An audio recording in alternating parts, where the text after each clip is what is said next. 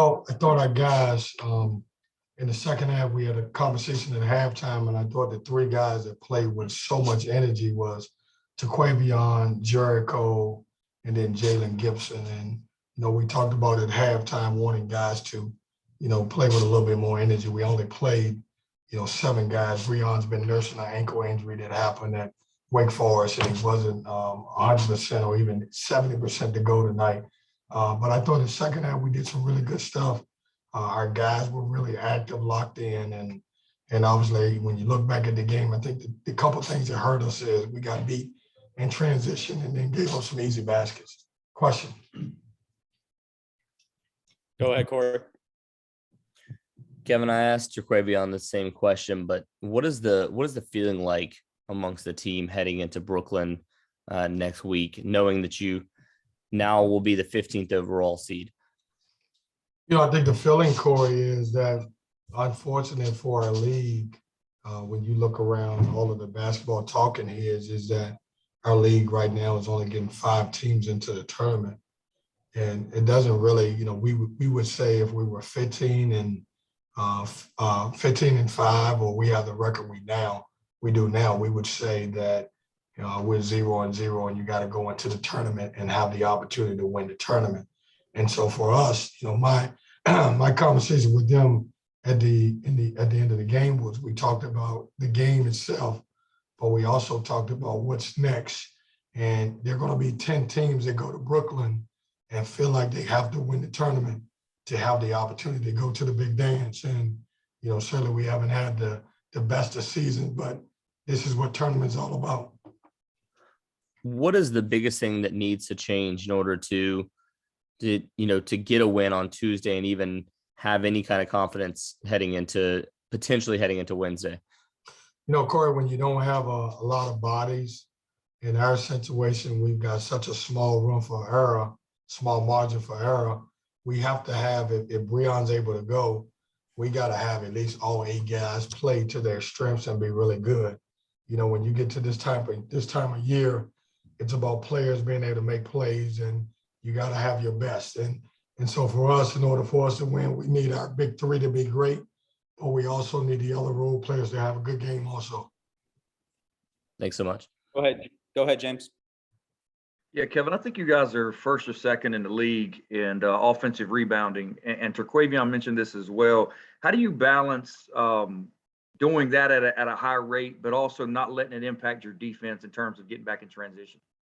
It's a juggling act because, offensively, we struggle at times, and some of our best offenses are offensive rebounding and getting the ball out to open shooters or getting a quick stick back.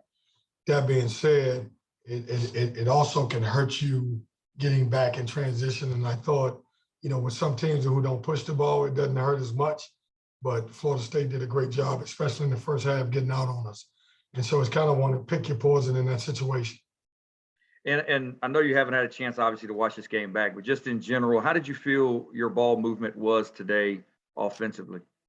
Well, it's a tough one, James, because against these guys, they switch all 1 through 5. So there are no screening angles. And so it forces you to make a lot of one-on-one plays. And so we're never really going to have a lot of assists against a team that obviously switches 1 through 5 because you don't have those opportunities. And so I thought it was good because we moved it, but our goal going into the game is to try to take advantage of some mismatches. And if they come off strong sides, make the right play. I thought we made the right play. Sometimes we didn't, but sometimes we got to the hole and finished a lot. And last one I got for you, Kevin. Jalen Gibson's had 2 really good games, productive games, rebounding the basketball. Have you seen some of that from him in practice and kind of evaluate where he's at right now?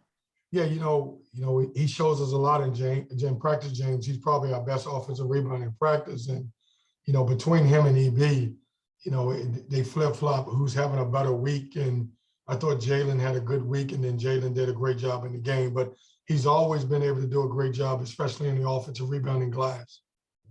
Appreciate it. Thank you. Anything else for Coach? Go ahead, Corey.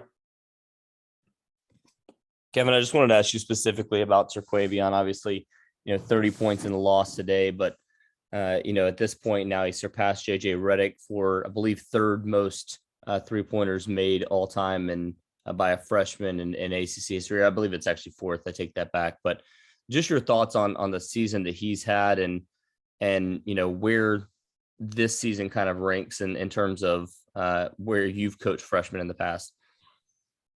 Oh man, Corey, that's a lot to digest. I mean, he's had a outstanding year. And, I would be lying to you if I told you that I expected him to have this type of year. But he's been special. I've said it all along, and I know you guys have a vote. Probably if it wasn't for Banchero, he would be maybe freshman of the year. And then there's a possibility that as good as he's played, he could be on one of the all-conference teams.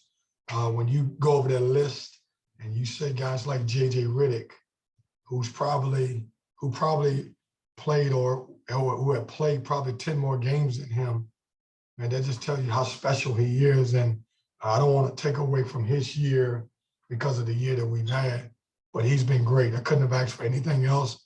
He's a competitor. He works hard every day. He weighs 160 pounds and he's fearless. And so I'm glad he's on my team, and he's someone that you can continue to build around.